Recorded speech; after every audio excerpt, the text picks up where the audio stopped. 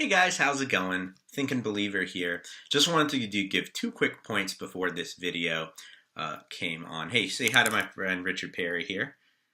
I named him after the governor, not necessarily because I'm a fan, but his name was Perry when I got him from the pound.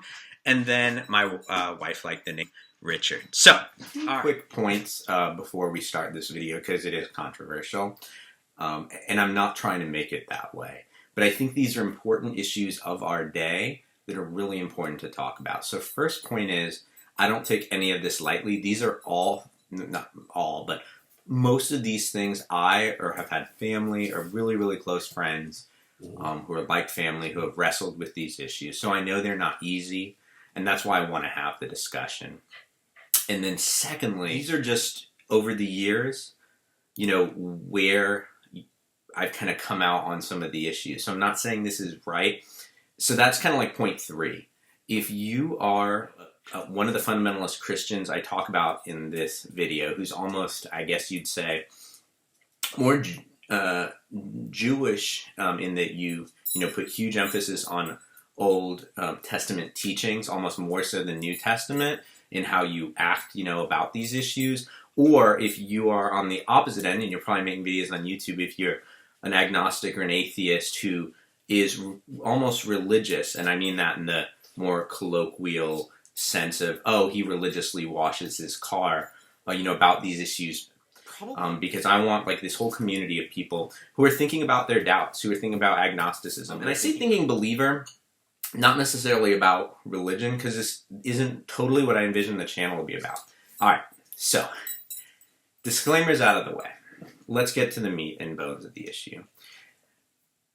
I guess the first one would be probably, sex before marriage. I have always found, and everyone I know has found, that when you love the person you are with, and want to spend the rest of your life with this person, it goes beyond a physical act, and it transcends into something special, right? Anyone could go out and, have sex. You might have to pay for it, but you can do it. So sex itself has sort of become, it's not for procreation, it's not for love.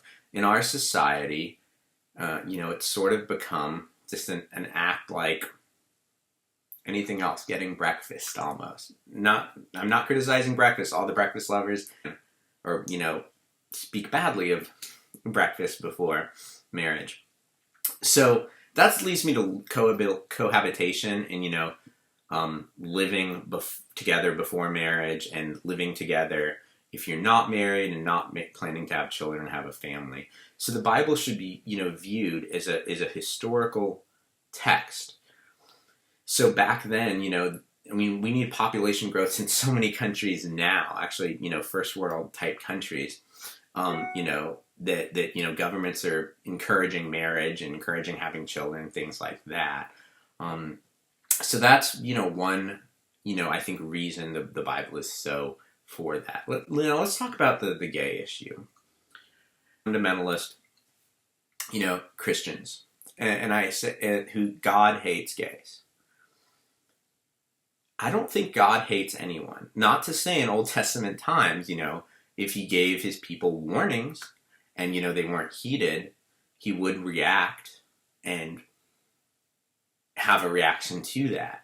But I think everything in Christian theology, and again, correct me if I'm wrong, if there's something in Christian theology where Jesus goes, I hate gays. I think he hated tax collectors, money lenders, the Pharisees, and I don't even think Christ would have used the word hated. So I think that's really counterproductive.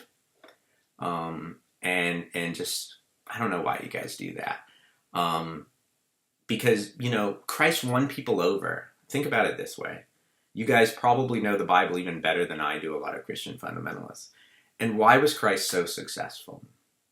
Because he loved.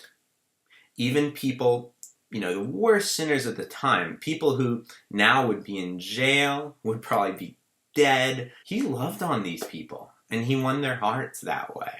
And, that's something only God can do, or the Son of God, right? But isn't it something we all should inspire to?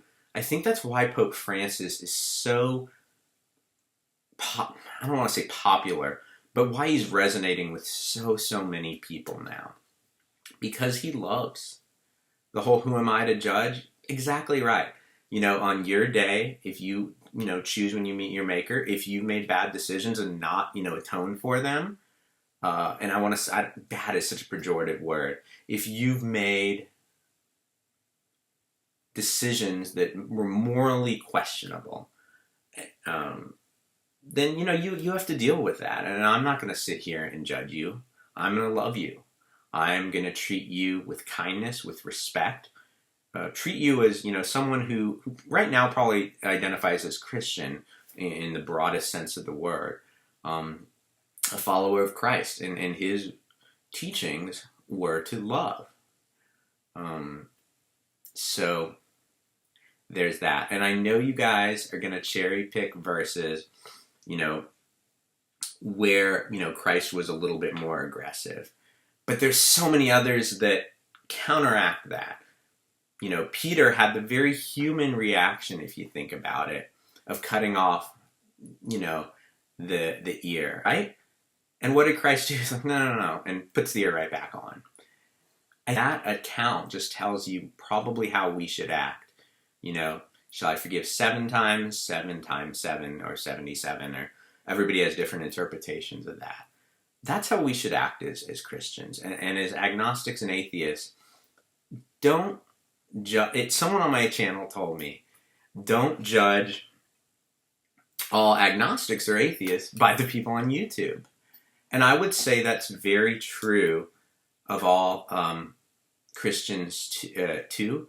Don't judge all Christians for people who are, not necessarily Christian by the people in the media. So I hope this was helpful. Please leave constructive comments. I think I'm going to put this part in the beginning of the video. If you thumb down, I am totally okay with that. Just let me know why in the comments. Because I want this to be a discussion, a dialogue, and ultimately a community where people, with different views can come together. Because I think we'll find that we have more in common than we don't.